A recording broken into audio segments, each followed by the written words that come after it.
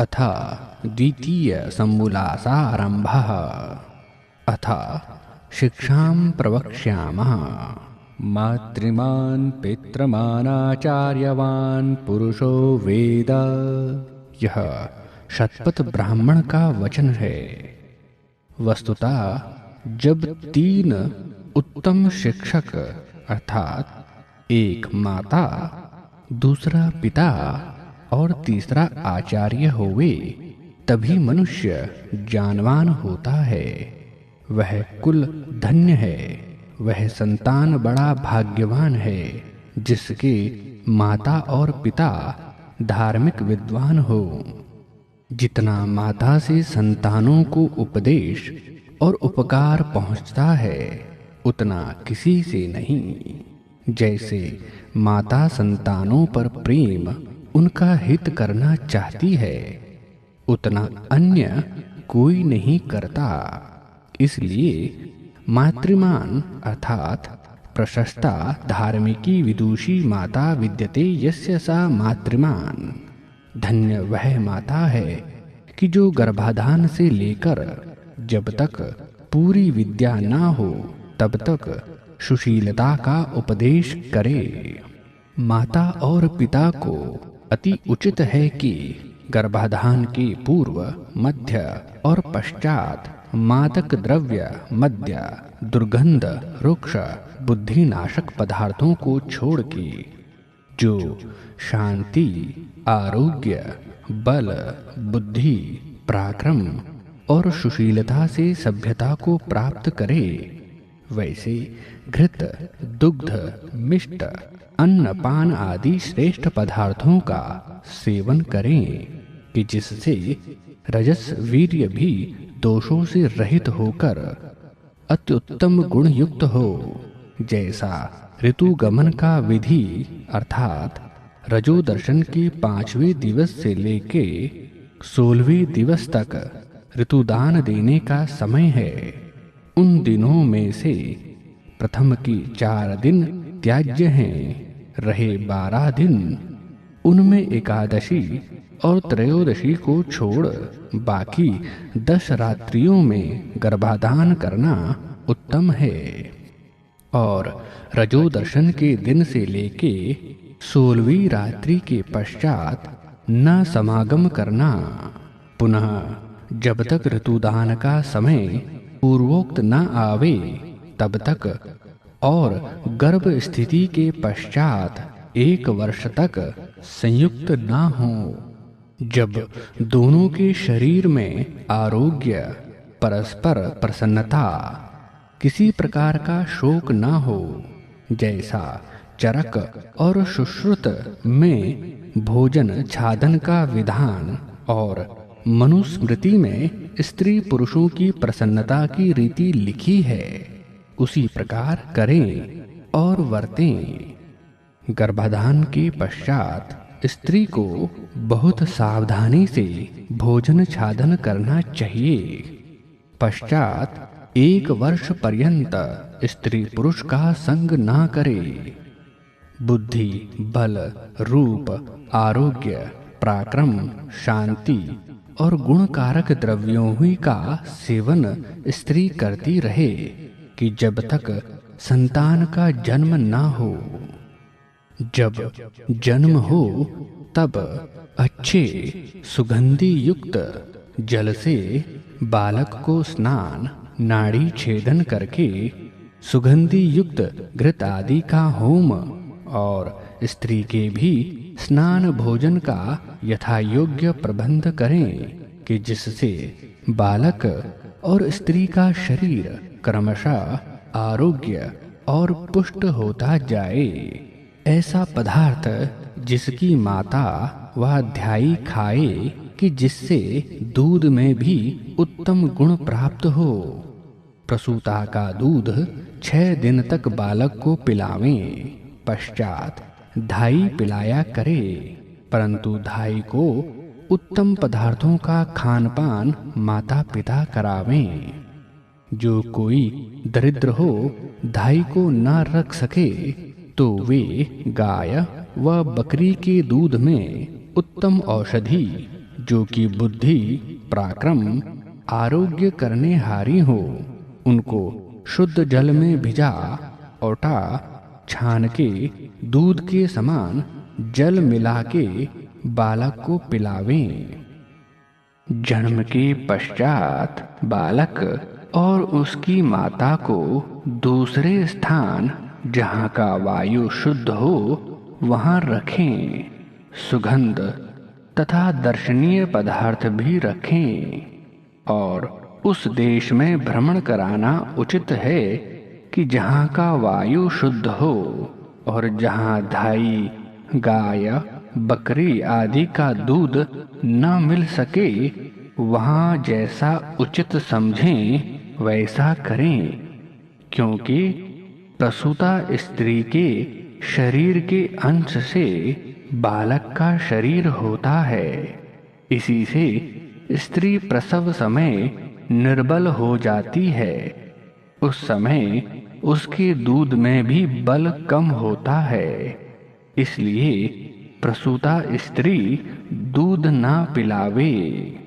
दूध रोकने के लिए स्तन के छिद्र पर उस औषधि का लेप करें जिससे दूध स्रवित न हो।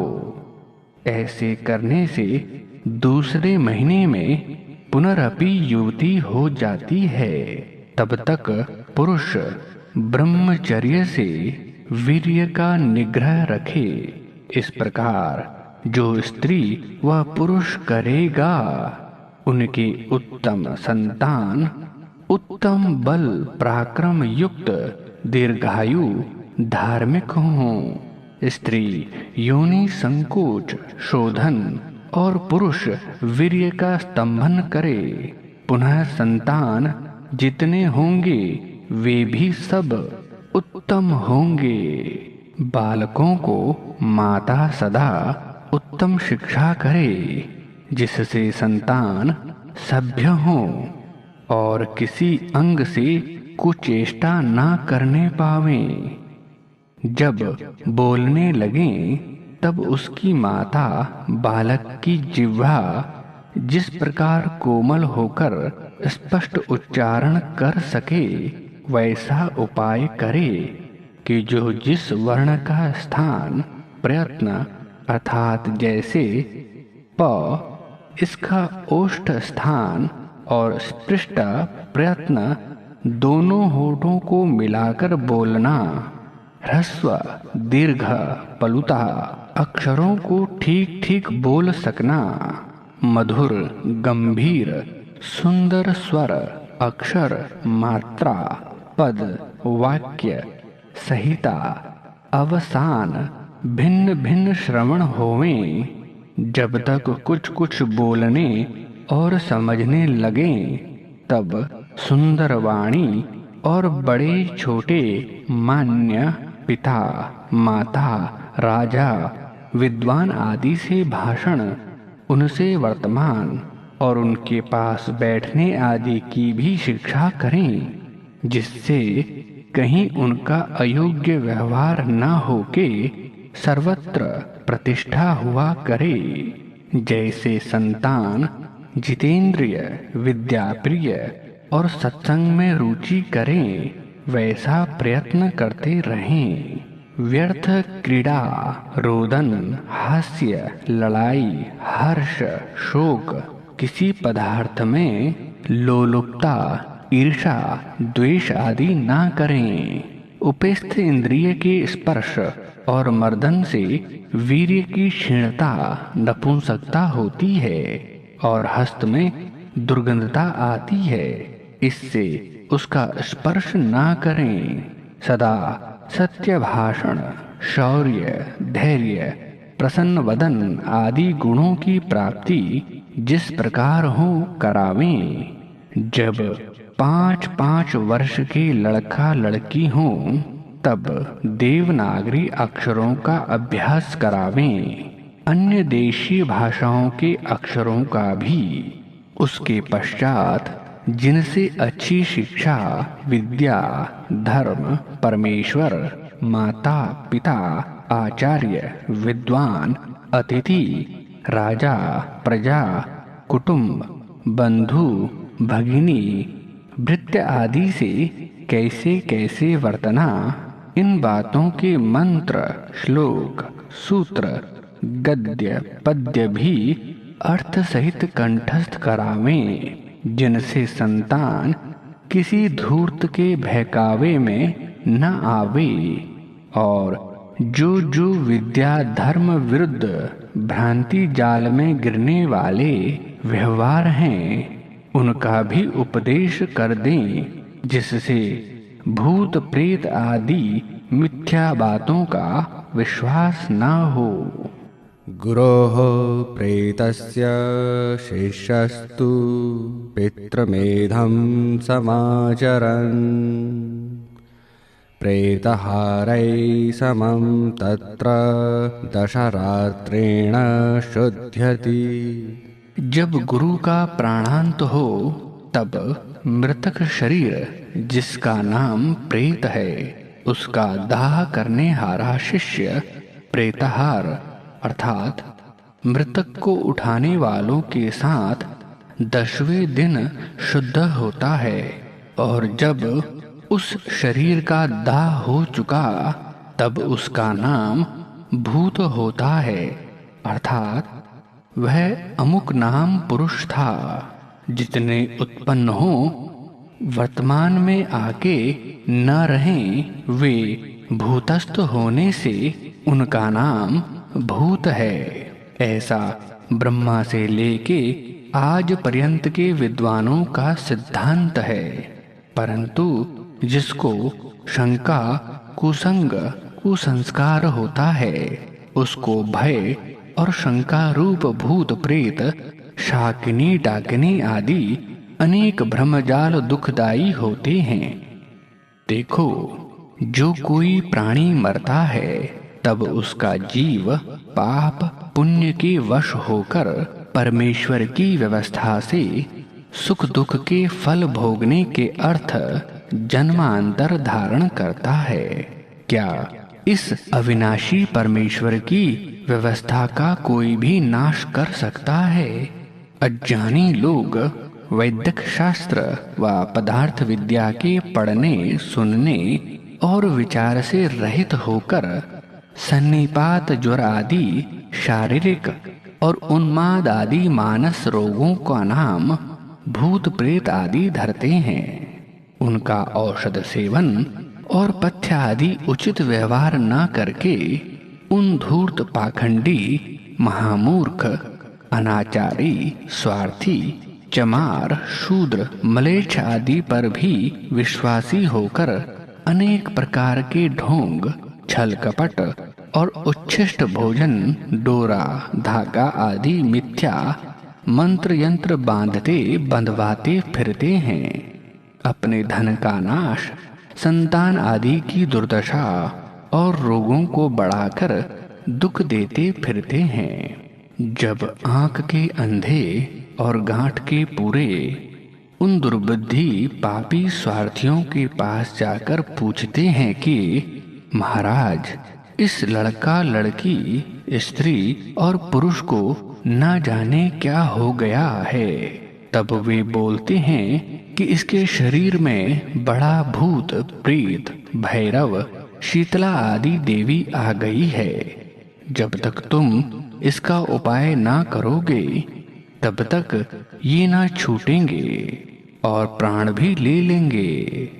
जो तुम मलिदा व इतनी भेंट दो, तो हम मंत्र जप पुरस्चरण से झाड़ के इनको निकाल दें। तब वे अंधे और उनके संबंधी बोलते हैं कि महाराज, चाहे हमारा सर्वस्व जाओ, परंतु इनको अच्छा कर दीजिए। तब तो उनकी बन पड़ती है। वे धूर्त कहते हैं, अच्छा लाओ, इतनी सामग्री, इतनी दक्षिणा, देवता को भेंट और ग्रह दान कराओ।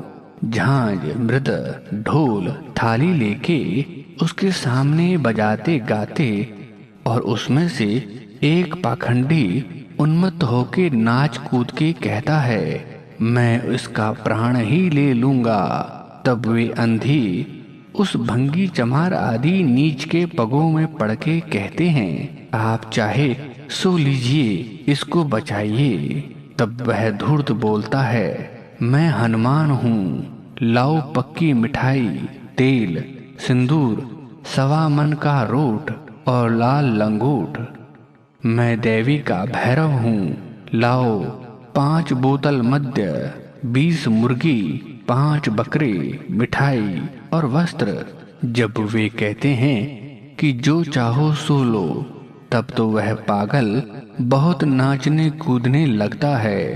परंतु जो कोई बुद्धिमान उनकी भेंट 5 जूता, डंडा और चपेटा लाते मारे, तो उनके हनुमान, देवी और भैरव झट प्रसन्न होके भाग जाते हैं, क्योंकि वह उनका केवल धन आदि हरण करने का प्रयोजनार्थ ढोंग है।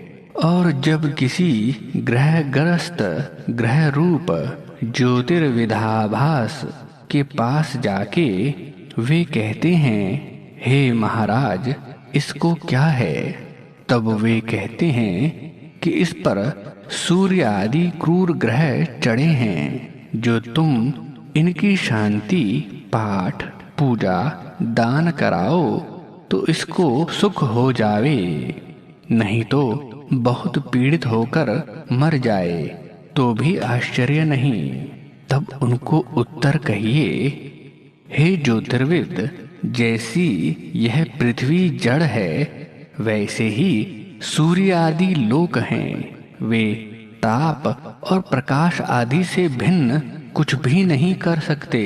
क्या ये चेतन हैं जो क्रोधित होके दुख और शांत होके सुख दे सकें? क्या जो यह संसार में राजा प्रजा सुखी दुखी हो रहे हैं, यह ग्रहों का फल नहीं है? नहीं, ये सब पाप पुण्यों के फल हैं। तो क्या ज्योतिष शास्त्र झूठा है? नहीं, जो उसमें अंक, बीज, रेखा, गणित विद्या है, वह सब सच्ची। जो फल की लीला है, वह सब झूठी है। क्या जो यह जन्म पत्र है, सो निष्फल है? हाँ, वह जन्म पत्र नहीं, किंतु उसका नाम शोक पत्र रखना चाहिए, क्योंकि जब संतान का जन्म होता है तब सबको आनंद होता है, परंतु वह आनंद तब तक होता है कि जब तक जन्म पत्र बनके ग्रहों का फल ना सुने। जब पुरोहित जन्म पत्र बनाने को कहता है, तब उसके माता पिता पुरोहित से कहते हैं, महाराज, आप बहुत अच्छा जन्म पत्र बनाइए। जो धनाढ्य हो तो बहुत सी लाल पीली रेखाओं से चित्र विचित्र, और निर्धन हो तो साधारण रीति से जन्म पत्र बना के सुनाने को आता है।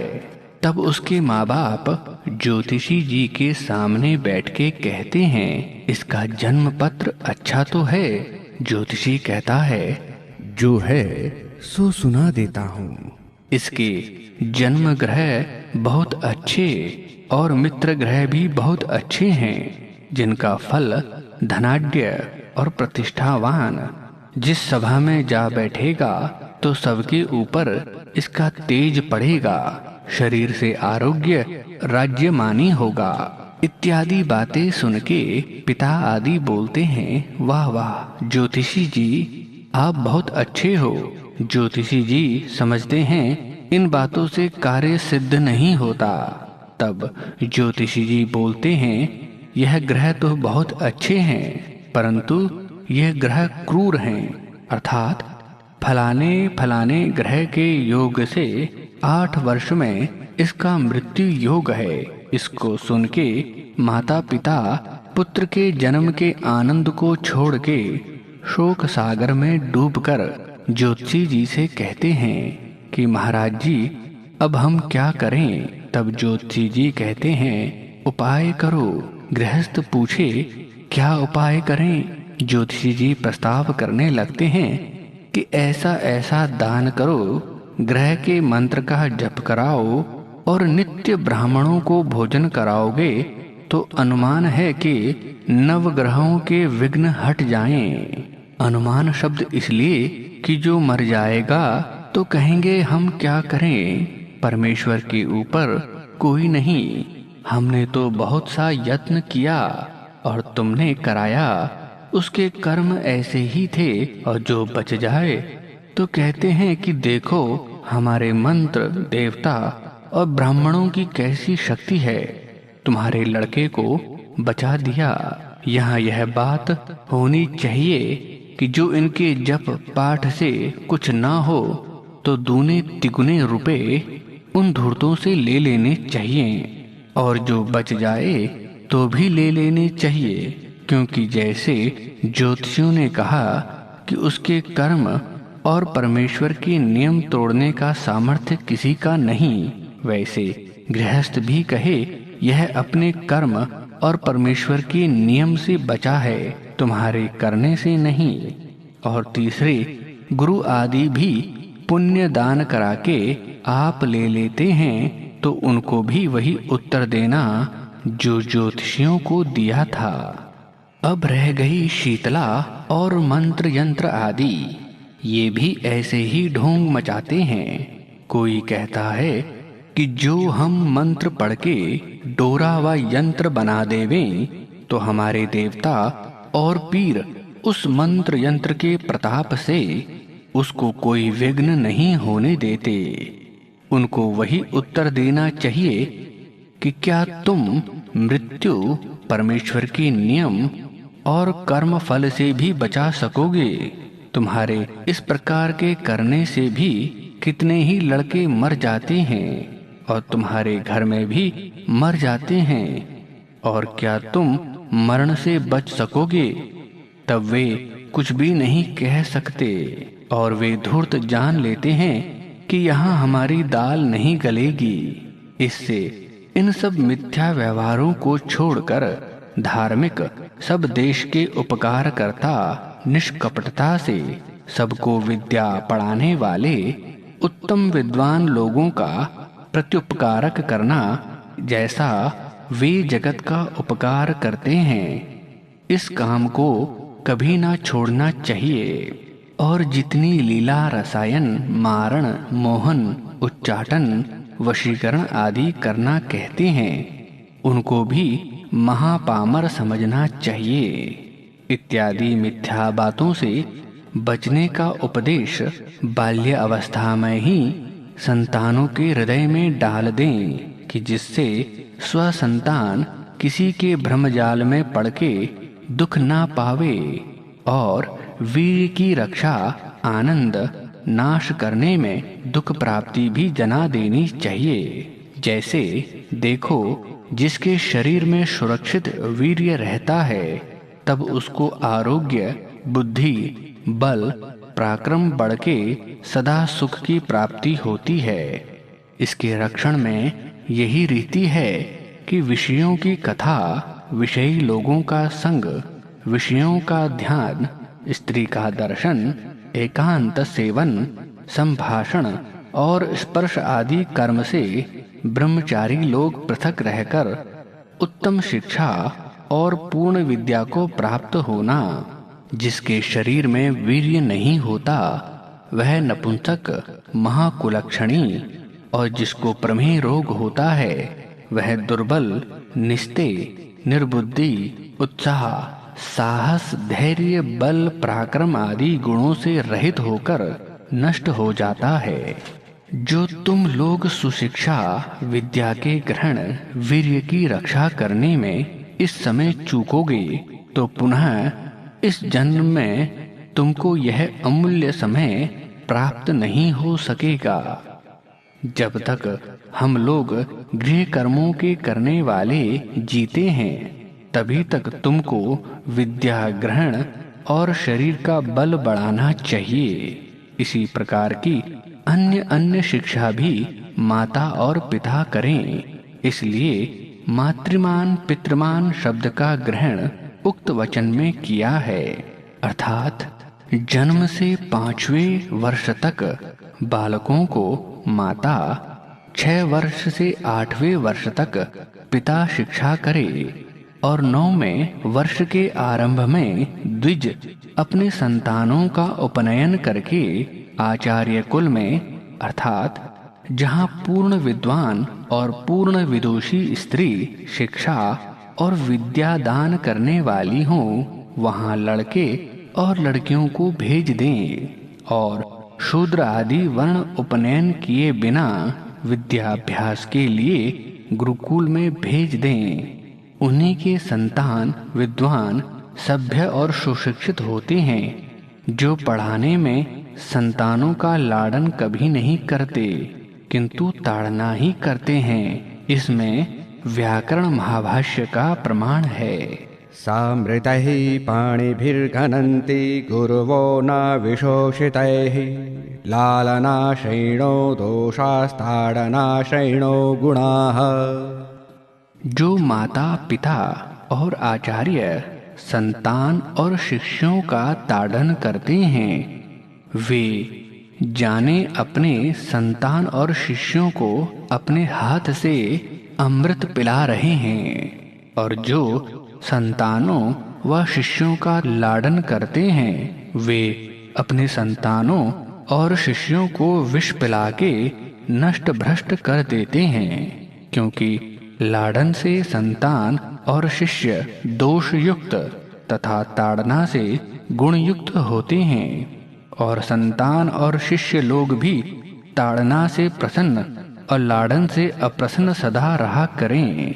परंतु माता पिता तथा अध्यापक लोग ईर्ष्या द्वेष से ताड़ना ना करें किंतु ऊपर से भय प्रदान और भीतर से कृपा दृष्टि रखें।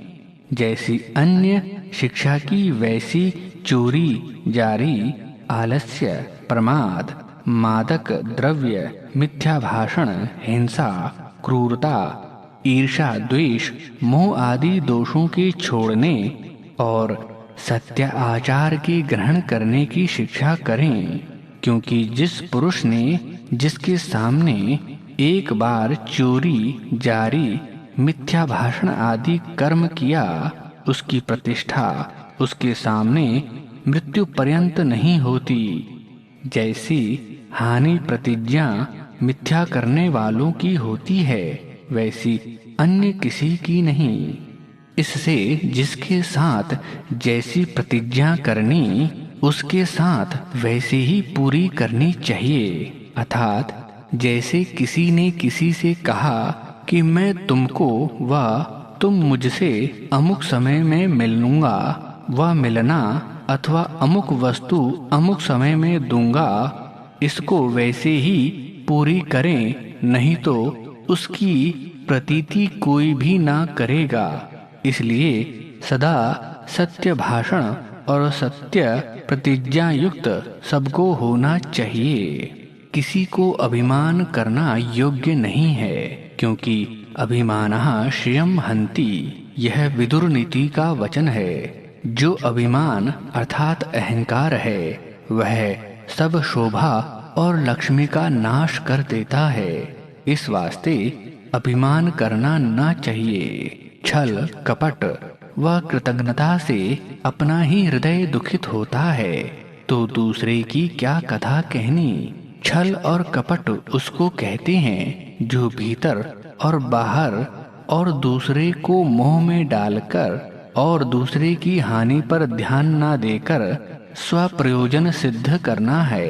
कृतज्ञता उसको कही है कि किसी के किए हुए उपकार को ना मानना, क्रोध आदि दोष और कटु वचन को छोड़ शांत और मधुर वचन ही बोलें और बहुत बकवास ना करें। जितना बोलना चाहिए उससे न्यून व अधिक ना बोलें। बड़ों को मान्य दें, उनके सामने उठकर जाके उच्च आसन पर बिठावें, प्रथम नमस्ते करें। उनके सामने उच्च आसन पर ना बैठें। सभा में वैसे स्थान में बैठें जैसी अपनी योग्यता हो और दूसरा कोई ना उठावे। विरोध किसी से ना करें। प्रसन्न होकर गुणों का ग्रहण और दोषों का त्याग रखें। सज्जनों का संग, दुष्टों का त्याग, अपने माता पिता और आचार्य की तन मन और धन आदि उत्तम उत्तम पदार्थों से प्रीति पूर्वक सेवा करें। यान्यास्माकं सुचरितानि तानि तव योपास्यानि नो इतराणि। यह तैत्तिरीय उपनिषद का वचन है। इसका यह अभिप्राय है कि माता पिता आचार्य अपने संतान और शिष्यों को सदा सत्य उपदेश करें और यह भी कहें कि जो जो दुष्ट कर्म हो उनका त्याग कर दिया करो। जो जो सत्य जाने उनका प्रकाश और प्रचार करें। किसी पाखंडी दुष्टाचारी मनुष्य पर विश्वास ना करें और जिस जिस उत्तम कर्म के लिए माता पिता और आचार्य आज्ञा देवें उसका यथेष्ट पालन करो। जैसे माता पिता ने धर्म, विद्या, अच्छे आचरण के श्लोक, निघंटु, निरुक्त, अष्टाध्यायी अथवा अन्य सूत्र व वेद मंत्र कंठस्थ कराए हों, उनका पुनः अर्थ विद्यार्थियों को विदित करावें। जैसे प्रथम समोल्लास में परमेश्वर का आख्यान किया है, इसी प्रकार मान के उसकी उपासना करें। जिस प्रकार आरोग्य, विद्या और बल प्राप्त हो, उसी प्रकार भोजन, छादन और व्यवहार करावें। अर्थात जितनी क्षुधा हो उससे कुछ न्यून भोजन करें। मद्य, मांसादि के सेवन से अलग रहें। अज्ञात गंभीर जल में प्रवेश ना करें, क्योंकि जल जंतु व किसी अन्य पदार्थ से दुख, और जो तैरना ना जाने तो डूब ही जा सकता है। न विज्ञाते जलाशये, अविज्ञात जलाशय में प्रविष्ट होके स्नान आदि ना करें। दृष्टिपूतं न्यासेत् पादं, वस्त्रपूतं जलं पिबेत्, सत्यपूतं वदेत वाचं, मनः पूतं समाचरेत्। नीचे दृष्टि कर ऊंचे नीचे स्थान को देख के चलें, वस्त्र से छान के जल पिएं, सत्य से पवित्र करके वचन बोलें, मन से विचार के आचरण करें। माता शत्रुः पिता वैरी, येन बालो न पाठिताः, न शोभते सभा मध्ये हंस मध्ये बको यथा। यह चाणक्य का वचन है। वे माता और पिता अपने संतानों के पूर्ण वैरी हैं, जिन्होंने उनको विद्या की प्राप्ति ना कराई। वे विद्वानों की सभा में वैसे तिरस्कृत और कुशोभित होते हैं जैसे हंसों के बीच में बगुला। यही माता पिता का कर्तव्य कर्म, परम धर्म और कीर्ति का काम है, जो अपने संतानों को तन मन धन से विद्या, धर्म, सभ्यता और उत्तम शिक्षा युक्त करना। यह बाल शिक्षा में थोड़ा सा लिखा, इतने ही से बुद्धिमान लोग बहुत समझ लेंगे। इति श्रीमद् दयानंद सरस्वती स्वामी कृते सत्यार्थ प्रकाशे सुभाष विभूषिते बाल शिक्षा